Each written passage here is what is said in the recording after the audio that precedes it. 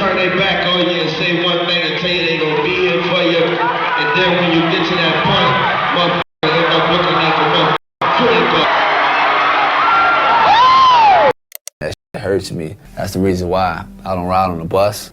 I can't be around. Yeah, I can't look at him in that state for too long because it hurts me, you know what I'm saying?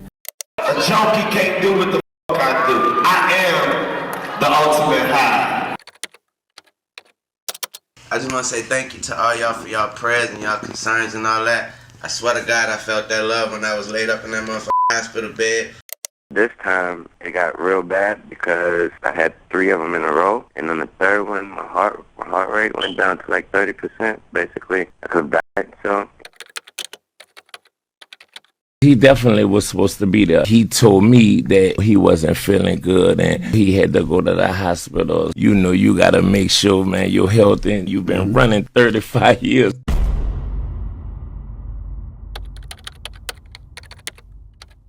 Lawbreeze and Gentlegrams, the last Cash Money king who coined the term bling was missing from the scene at the Verses. The reason for his deterrence might have been due to a health occurrence, and the disturbance is that there's been a multitude of cases of the GOAT battling health issues. And I hope it doesn't allude to something more serious, but we will review and you can conclude what you think of all this. But first, hit the like and subscribe buttons with a little kiss. I study Rapaholics for a living.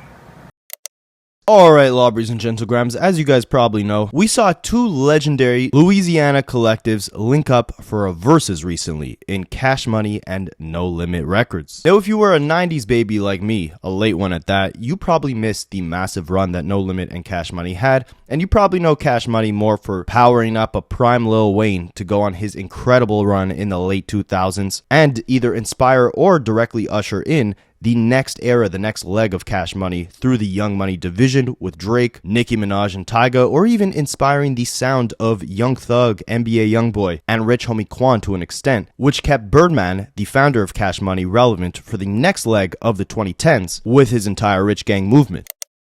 Oh, Lil Wayne's just too good. Oh, Lil Wayne's just too good.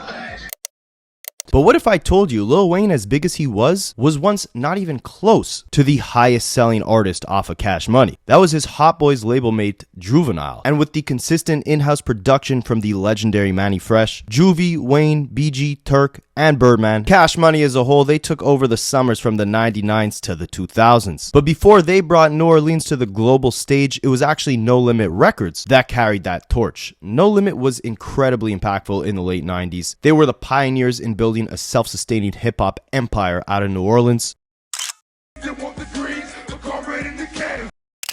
While years before, Andre 3000 was at the Source Awards asking why no one has love for the South, Master P proved that a Southern independent label could rival any major hip-hop powerhouses on the East and on the West Coast. Under Master P's leadership, No Limit released a flood of platinum albums from artists like Silk the Shocker, Mystical, Mia X, C Murder, and True, helping put New Orleans hip-hop on the national map and expanding the reach of Southern hip-hop. Snoop Dogg even joined the roster in 1998, seeking creative freedom and protection from death row's turmoil following Suge Knight's incarceration. And I would argue Snoop's second best run in his career came under No Limit with albums like The Game Is To Be Sold, Not Be Told, and No Limit Top Dog. And both No Limit and Cash Money had this distinctive aggressive release schedule, album after album, year after year, with an independent business model that completely reshaped how rap labels operated. What do I mean by that? Well, thanks to the success of their independent releases in the late 90s, No Limit Records and Cash Money each negotiated groundbreaking distribution deals with UMG. Master P's 1996 No Limit deal reportedly gave him 85% of his profits and 100% ownership of his masters, with UMG only handling distribution of the music for a fee. This was unheard of at the time. But then 2 years later, in 1998, Cash Money struck an even bigger deal. Spicy. an $80 million distribution agreement with UMG that allowed them to retain full ownership of their masters and receive 85% of royalties. These deals were revolutionary at the time, not just because they were coming out of New Orleans, a region that only had a fraction of the market share that a New York or a California had, but these deals were unheard of because they shifted power and profits away from major labels and right into the hands of independent, black-owned companies, setting a new standard for creative and financial control within the industry. To this day, the earnings of Cash Money's artist catalog still makes up a hefty percentage of the total revenue that UMG brings in on a yearly basis in 2025. Now, I bring all this up not just to give you guys a little history lesson, but to also emphasize the importance of a celebration of legacies that this versus battle was.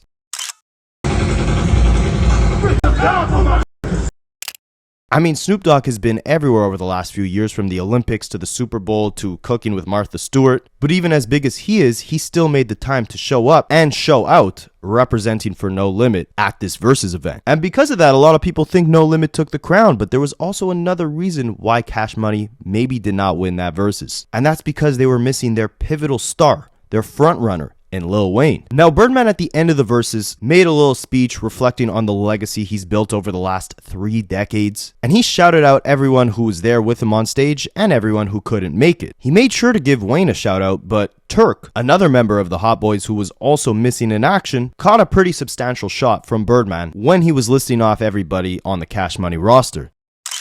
I met BG, I met Wayne, I met Juvie, I met Turk. Shout out to Turk, you little bitch. You ain't here, but fuck you. We gon' fuck with you and we won't fuck with you. Ladies and gentlegrams, before we get into everything real, I gotta unveil something unreal, an absolute steal concealed inside TEMU. If you guys have not heard of TEMU, they got pretty much everything you need, and I got something really special for you guys today, alright? If you're a new TEMU user, all you gotta do is download the app and search my code DYU9488 in the search bar. I'm also going to leave that code in the link in the description of this video, so you just got to copy paste it. And as you can see, when you type that code in, you'll have a chance to get a bunch of items for absolutely free, $0. And let me show you how easy this is. All you got to do is go to the link in the description of this video, download the TEMU app, and once you're inside the store, you just search up my code and they'll offer you a massive selection of different free items that you can choose from. Maybe you can't play bangers in the car? You got a perfect phone holder for your whip. Maybe you need some Christmas gifts for your nieces and nephews? You got that too. And these are not just everyday products. These things are worth up to hundreds of dollars. So everyone drop a thank you TEMU for sponsoring this video. And once again, if you want a free gift from them, type the code DYU9488. You'll see it on the screen, or you could copy it from the video description. Search it on the TEMU app and you'll have a chance to get some crazy products. So it begs the question, A, why was Lil Wayne not there? And B, why did Birdman still seem to shout Wayne out, but diss Turk for not showing up? Wayne must have had a valid reason for not being there, right? Or maybe this is Birdman trying to save face. Since the last time Wayne and Birdman had a big falling out, Cash Money took a massive hit because of it. Birdman has always had a reputation, or rumors have always rumbled, that he doesn't pay artists what they're properly owed. And when Wayne, again the frontliner of Cash Money, came out in late 2014 and declared that his long-anticipated Carter 5 album could not and would not come out because Birdman was holding it hostage and would not pay him what he was owed, and he sued Cash Money for $50 million, and he was dissing Cash Money at every tour stop any chance he could. Carter 5 coming soon. Cash Money.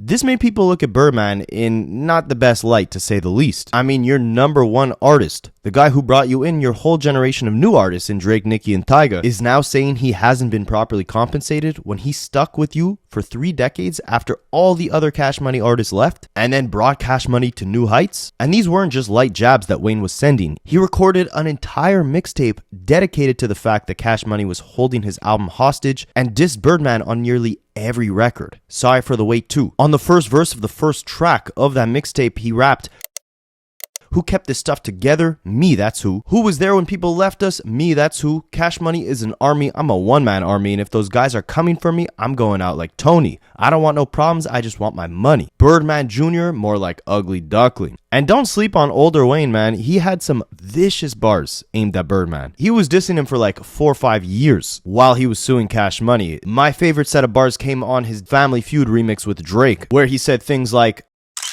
I flipped the bird at the bird. Hey, what's for dinner? Popeyes. These chickens got bird flu, and they chirp chirp too. Always sung, never flew. These boys hot girls too. If money grow in trees, I climb and rest in that B word. Build a treehouse and knock the bird nest out that B word. Stuck my neck out and then got the heck out. And when I did, I took the special effect out. Or I talked to the sniper today. He's aiming at diapers today. Because again, Birdman's nickname was Baby, obviously. Nah, I'm gonna do a whole video breaking down every time Lil Wayne low-key sent some disses at different rappers, or in this case, executives in the game. Because I feel like people definitely sleep on Wayne when it comes to, you know, inventing these out-of-this-world punchlines in the form of a diss.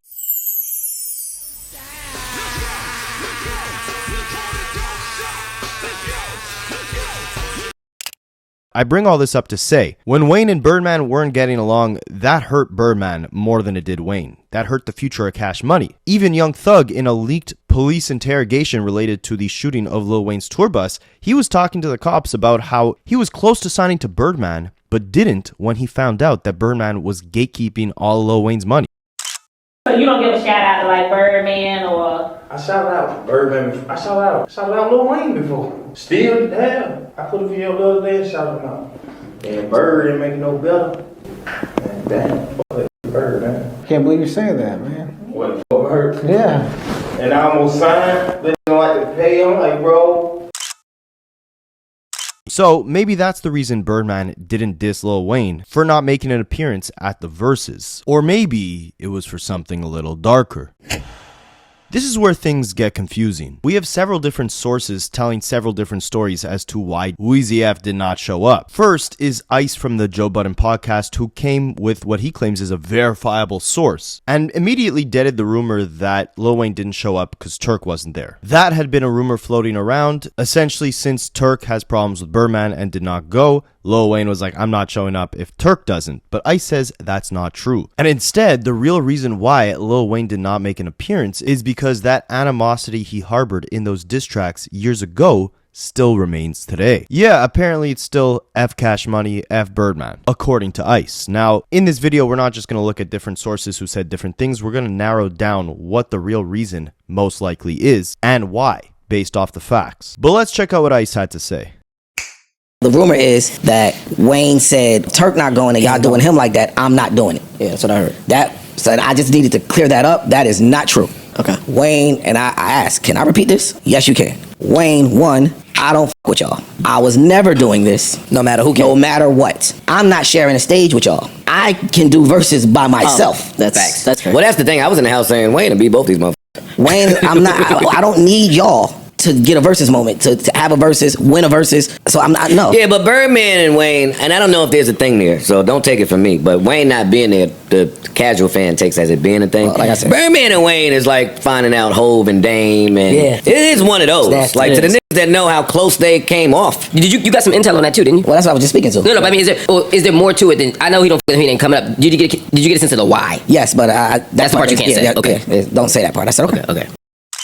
Now, I definitely agree with them in that Wayne deserves his own verses, celebrating his legacy as a standalone artist, 100%. I personally think he'd be very fierce competition for a 50 Cent, Future, maybe even Kendrick, maybe even Kanye. Especially if we're talking mixtapes and features. A lot of people have recency bias, which is understandable given the quality of the Carter 6, but there's very few rappers who can really mess with Wayne's catalog. But that's a story for another video. We gotta debunk some things here. Number one, if Wayne really doesn't F with Cash Money with Birdman at this point, why did he spend the last 12 plus months on a Hot Boys reunion tour with Birdman, Manny Fresh, and all the Hot Boys?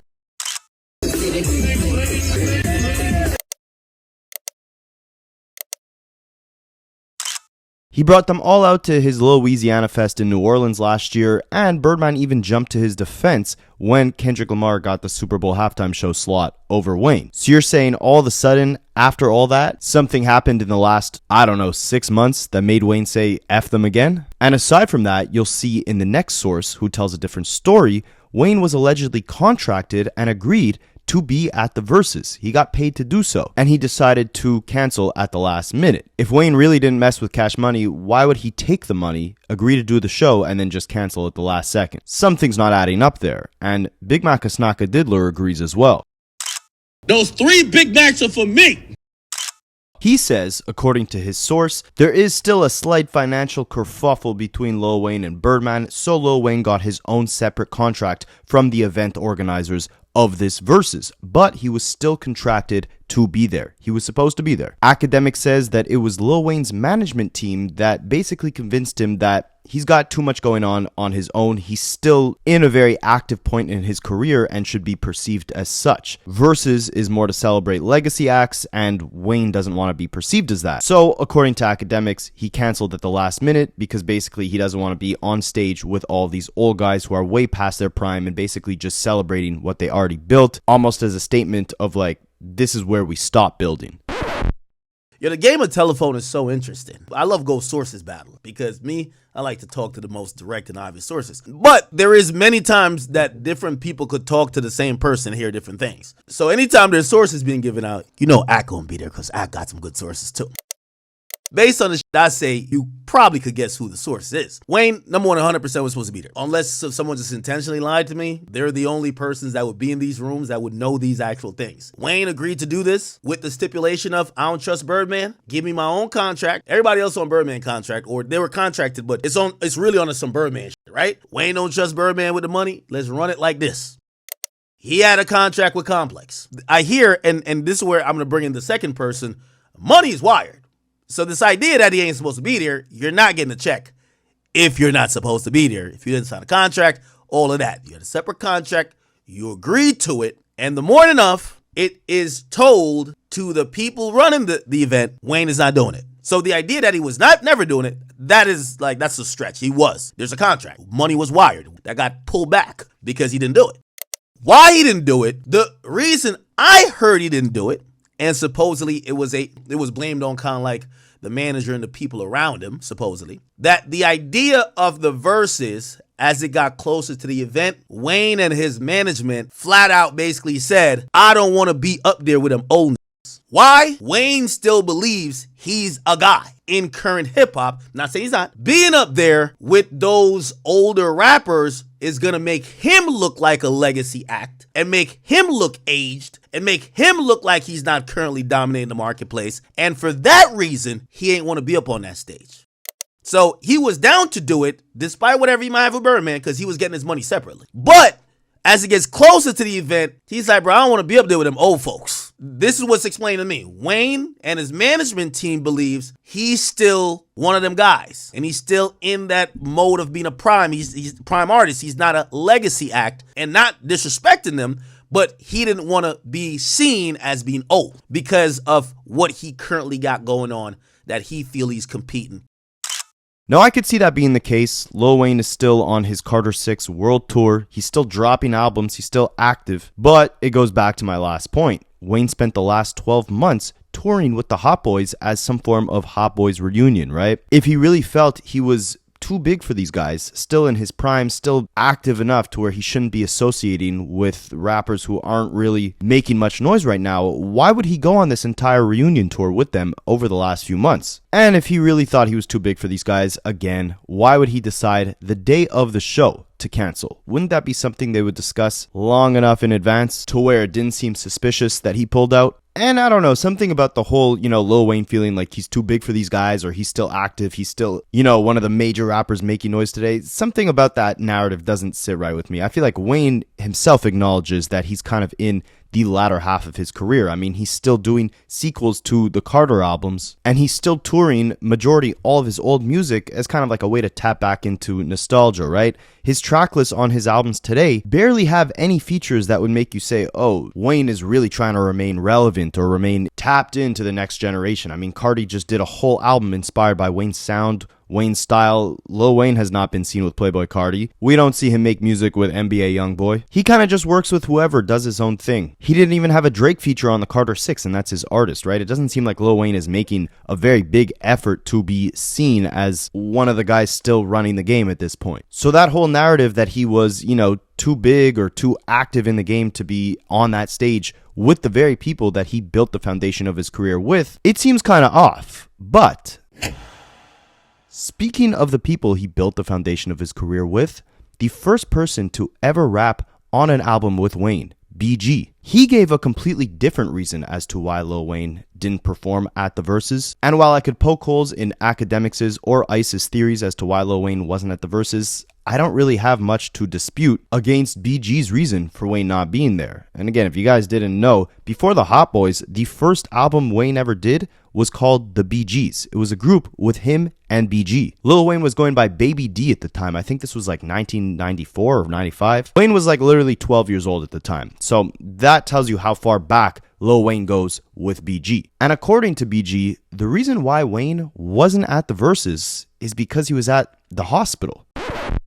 I talked to Wayne the morning before the Verses, and Shorty wasn't feeling good, man, because he had a concert at Dre's the same night, and he canceled that as well, because he definitely was supposed to be there. He told me that he wasn't feeling good, and he had to go to the hospital. You know, you got to make sure, man, you're healthy, and, you know, get your rest, man. You've been running 35 years.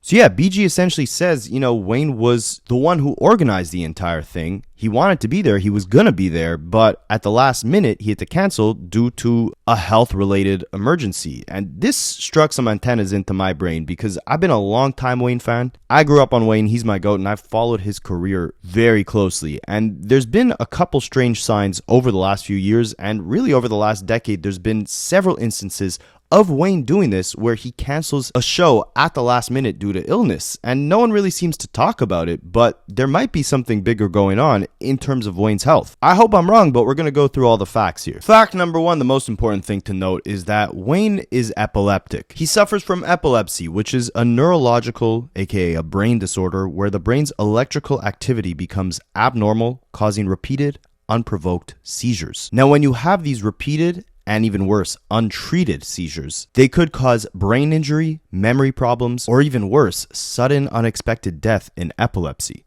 especially if seizures happen without warning or medical supervision. So you got to be really careful with these things. There's a bunch of different factors that can also greatly increase the risk of severe or fatal seizures. You got to take medication, you can't miss it. Sleep deprivation is a big risk. Stress, dehydration, these can cause these seizures to continue happening. Now, as far as Lil Wayne, the first time that the public and maybe even himself knew about him suffering from epilepsy was back in October of 2012.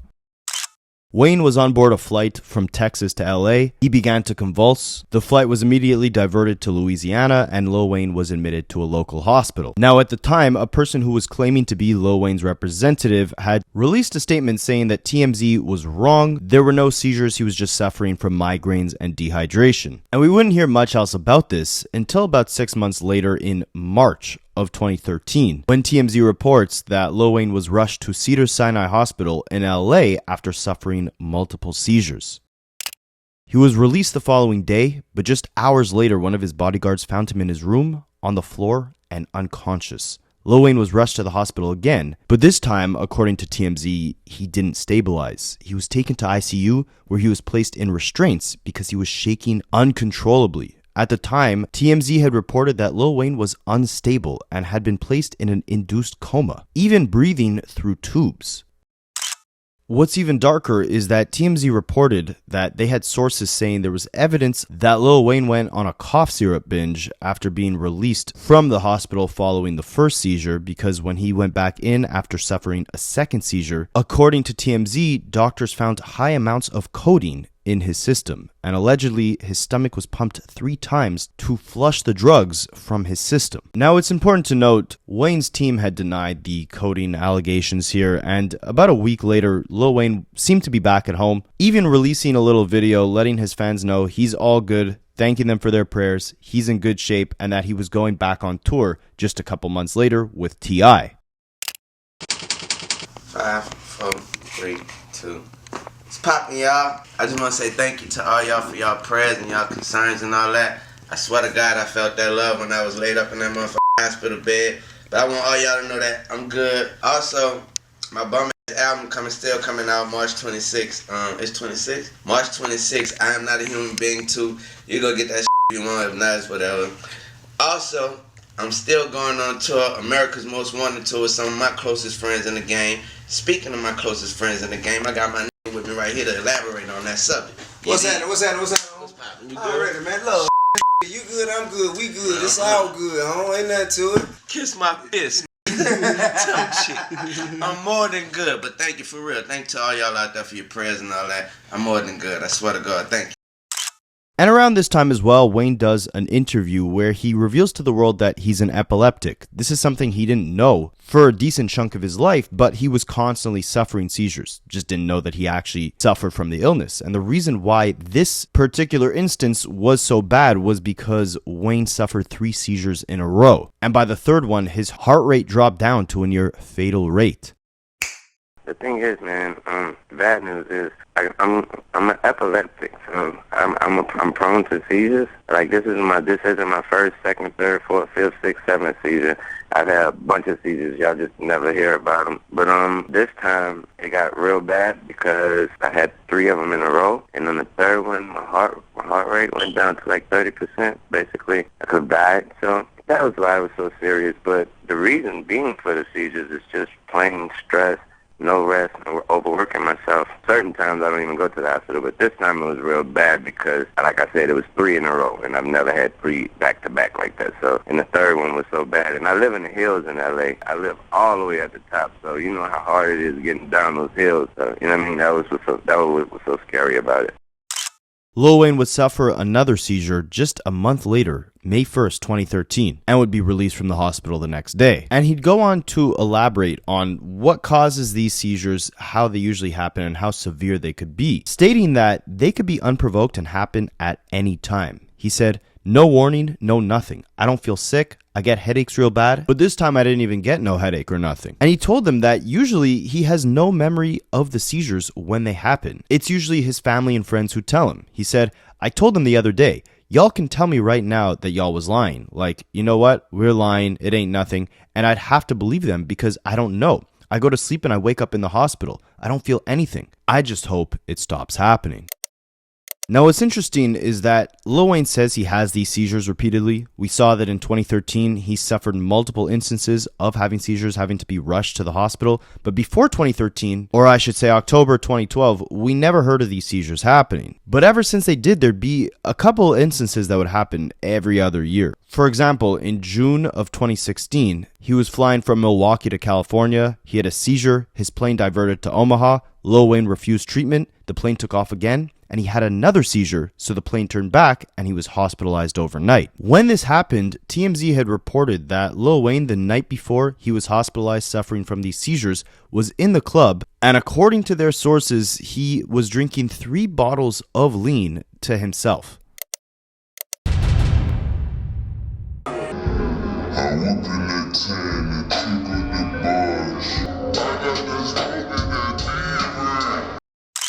Now, I'm not sure what source that's close enough to Lil Wayne would go ahead and tell TMZ this, so take it with a grain of salt, but it's obviously also no secret that Lil Wayne has indulged, let's just call it that, in cough syrup. We'll touch on that shortly in this video. So we got some photos of him with the double cup in the club and video afterwards at the after party, still holding that same double cup. Multiple witnesses there tell us that Wayne had 5 16-ounce bottles of scissor on his person and that they actually saw him consume 3 bottles just to himself.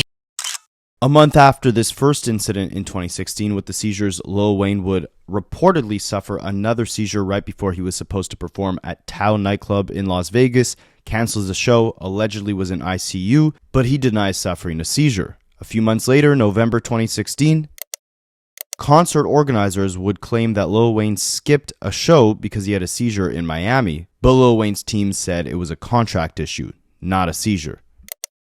A year later, September 2017, Lil Wayne is found unconscious in his room after at least 1 seizure, is rushed to the hospital, has another one in the hospital, and then cancels his Las Vegas gig that he had that night. It's interesting that a lot of these happen when he has gigs in Las Vegas. I mean, the Versus battle was in Las Vegas. We would hear from the Miami Herald 2 years later that Lil Wayne had reportedly suffered many seizures and was hospitalized again. Later that year, he would hit the road with Blink-182 and would cancel a show at the last minute in July of 2019, tweeting himself that he was under the weather. And even as recently as August of 2025, Lil Wayne was supposed to perform in Toronto for his Carter 6 tour and ended up canceling at the very last minute. I was actually supposed to go to the show. I'm kind of happy I didn't buy tickets. It was canceled, and the venue that was hosting him had announced that the performance was unexpectedly postponed due to illness. And now, of course, we get the news from BG that Lil Wayne did not show up to the verses because he was in the hospital. Now, there's several things here that I find interesting that make this whole thing a little weird, right? So, firstly is Lil Wayne had actually been released from prison in November of 2010. He was on a 3-year probation after getting released. The terms of those probations were no drugs or alcohol for 3 years. He must submit to random drug and alcohol testing. He can't possess firearms, complete 360 hours of community service, stay out of legal trouble, blah, blah, blah. But no drugs or alcohol for 3 years, right? From November 2010 to November 2013. Remember the dates of when he was having all those seizures that TMZ was reporting. Doctors had to pump his stomach due to an excessive amount of codeine consumption. That was in March of 2013. So either he was violating his probation by taking the drugs or TMZ was lying. Well, a couple months before his probation ended, he actually sat down for an interview with Katie Couric, who was asking him about the concerns that the world had that he was maybe sipping a little too much syrup. And Lil Wayne had said, admittingly, that he was sipping lean, but not enough to the point where he'd be having seizures. And he went to his doctor, and his doctor asked him what else he was consuming. He admitted that he was consuming pain pills, and those pain pills actually contained codeine, one of the ingredients in lean. A lot of people speculated, Wayne, as you well know, that this drink's syrup. What about the speculation that the syrup caused the seizures? I asked my doctor, and I said, Doc, I haven't been drinking like that, and I haven't been drinking nowhere near as where you would be catching seizures from it. He asked, what else have you been doing? And I'd been taking pain pills. And what he found out was that those pain pills consist of codeine as well. Now, Wayne claims that after this whole debacle, he stopped drinking lean. This was again back in 2013. And he also unpacked how they actually realized that Wayne was an epileptic. He said, we had to go back in history to my past and see why this was happening, why the seizures were happening. My mom told me that when I was younger, I fainted on the playground. We didn't know it was a seizure then. One of my cousins suffers from seizures too, and even died from them. So as you can see, I mean, it's normal that Wayne has seizures given the fact that he's an epileptic. But what's concerning is not just that they're occurring at a very large frequency, but it's the long-term impacts that these seizures can have and the triggers in Wayne's life that could cause more of them to happen. It's no secret Lil Wayne loves lean, right? Maybe he exaggerates his consumption for the aesthetic of his brand, similar to how Future claims he's not actually popping pills all the time, but raps about it for the persona. But with Wayne, we got a raw glimpse into his life at the peak of his creative and productive prime. I don't know if that makes sense. When Wayne was a workaholic and giving us effortless feature after mixtape after banger after hit, this entire process, the road to the Carter 3, it was all documented on the Carter documentary. But what was also documented on this documentary was his excessive consumption of lean. Of course, there's the infamous scene where he opens the Louis V duffel and there's a vitamin water full of promethazine inside of it. But what a lot of people overlook is the scene where Cortez Bryant, Wayne's old manager, almost gets fired for being concerned over Wayne's use of the substance. Cortez at one point was both Wayne's DJ and manager, and there was one show that Wayne did that was documented in this movie, where Wayne throughout his entire performance is basically just pointing at him and letting the crowd know that these guys are never going to be with Wayne again, declaring he was going to cut them off. I just want you to know that I just flew in not even 10 minutes ago. I just had to deal with a whole lot of bullshit.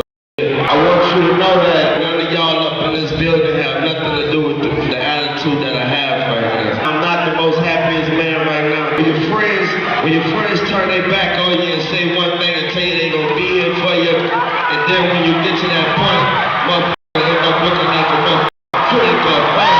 I just want all the motherfuckers that been with me, that ain't gonna ever be with me again, to know I did it for y'all. So when I'm not doing it for you,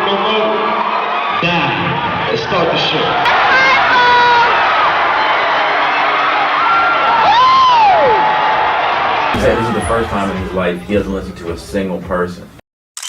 And in the next scene, they interview Cortez, where he emphasizes that as Wayne's friend first, before manager, before anything, it's hard for him to look at Wayne in that state. He can't be on the same bus as Wayne when they tour. He refuses to supply it. And ultimately, the addiction is an illness that's really hard to get over.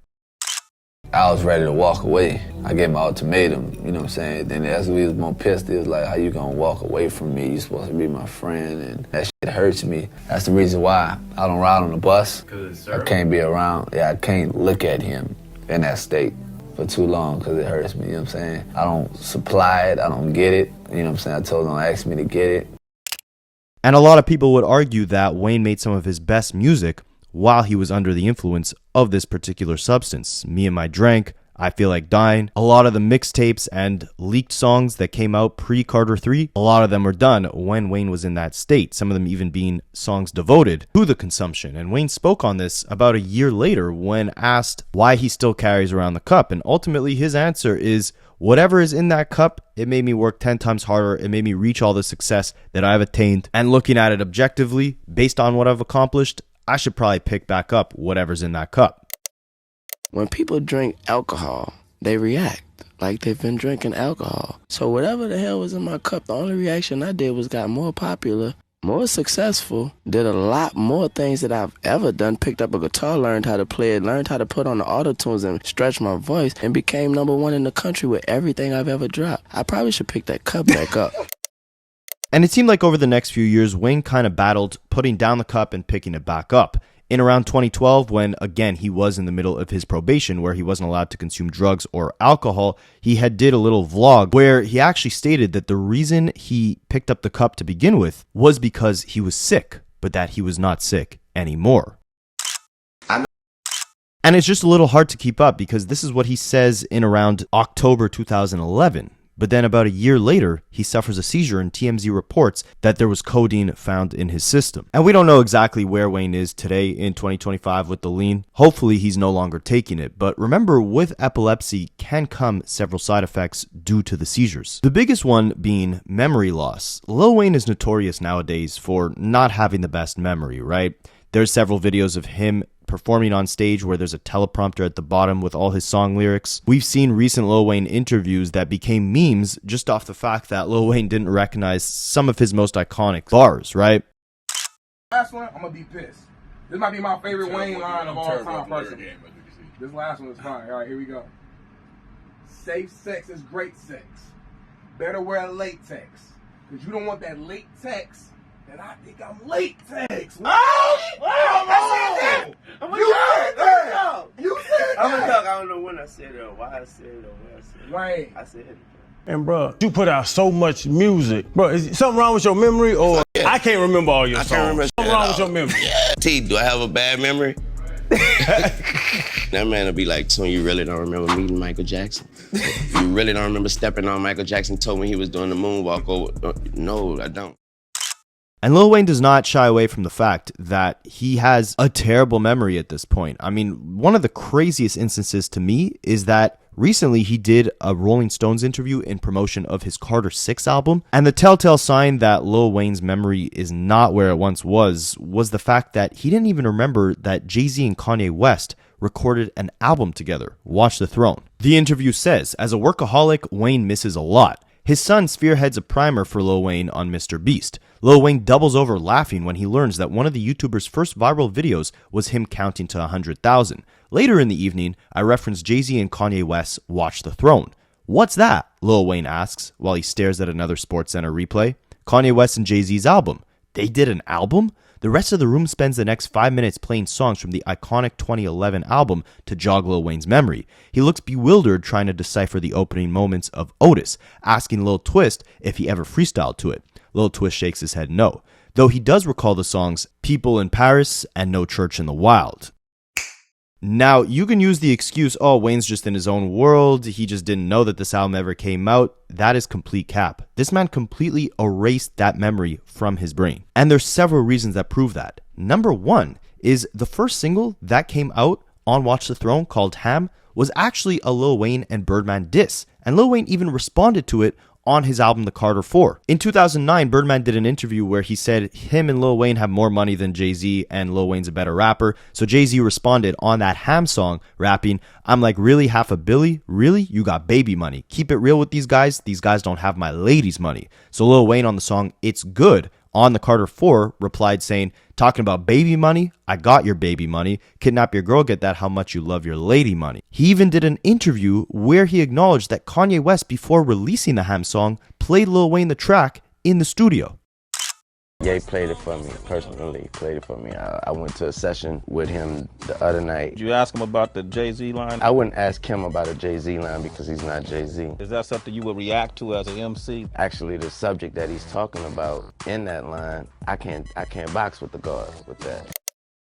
So he heard the first single off Watch the Throne before the world did. He responded to that song on his own album, and what's even crazier is the Carter 4 came out a week after Watch the Throne. Both of them were at the VMAs that year in 2011 and performed songs off those respective albums. Jay and Kanye did Otis, Lil Wayne did John and How to Love. I mean, they're sitting right across from each other watching each other perform these brand new albums that they released a week apart. You don't think Lil Wayne knew what was going on there? But there's more layers to this. Watch the Throne might have never existed had it not been for Lil Wayne. Lil Wayne and Drake were initially planning on releasing a joint album, and Kanye West, years later, had said that it was thanks to the collaborative efforts that Wayne and Drake were putting forth that inspired Kanye and Jay to up their game and drop an album together. So Lil Wayne literally in part inspired this album. And at this point in his career, he doesn't even remember it existed. And Lil Wayne's memory was not always bad. If you go back to clips from like 2008, he remembers random song lyrics perfectly when he's quizzed about them. We're gonna see if we can stump Wayne in Weezy words. Right. We're riders, residers. We live in the Carter. Wayne is a flame that can live in the water. What track is that off of? Don't touch me, you might burn yourself. This horrible memory seems to be a somewhat recent thing, or at the very least, it's gotten a lot worse over the last few years. I mean, there was even an article by NBC News in 2023 that read, Lil Wayne can't remember his own songs anymore due to memory loss. The 40-year-old musician has previously opened up about his experience with epilepsy and dealing with recurring and unprovoked seizures. Despite having a number of projects in the works, Lil Wayne says he can't remember his own songs anymore. He did an interview with Rolling Stones where he said he doesn't know the Carter 3, the Carter 2, the Carter 1 from the Carter 4.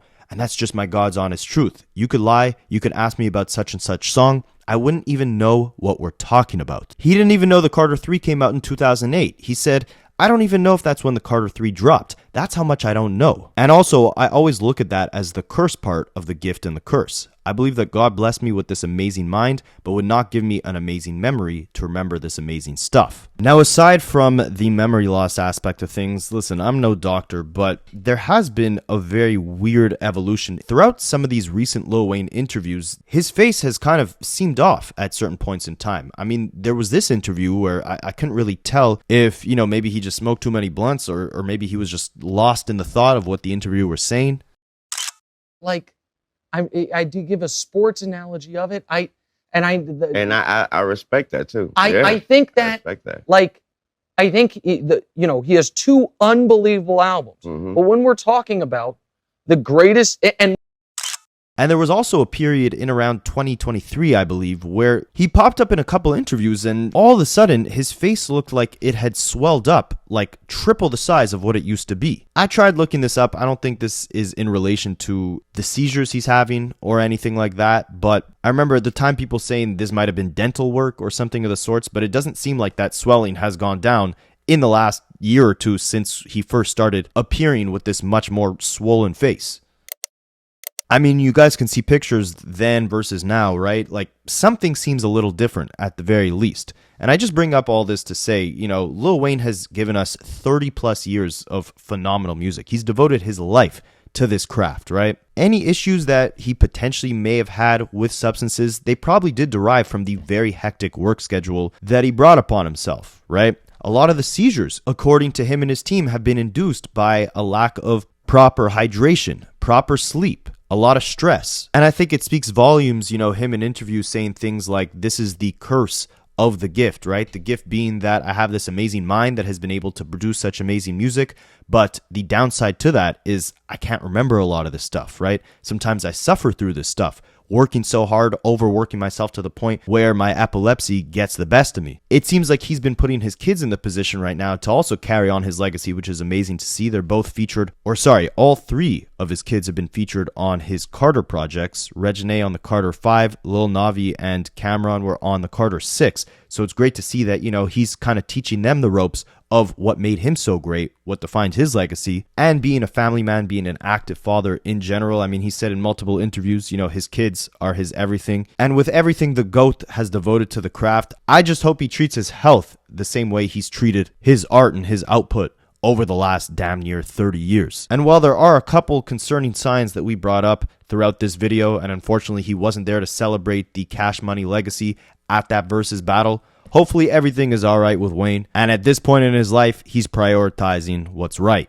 But let me know what you guys think, and I'll catch you in the next one. I study Rapaholics for a living.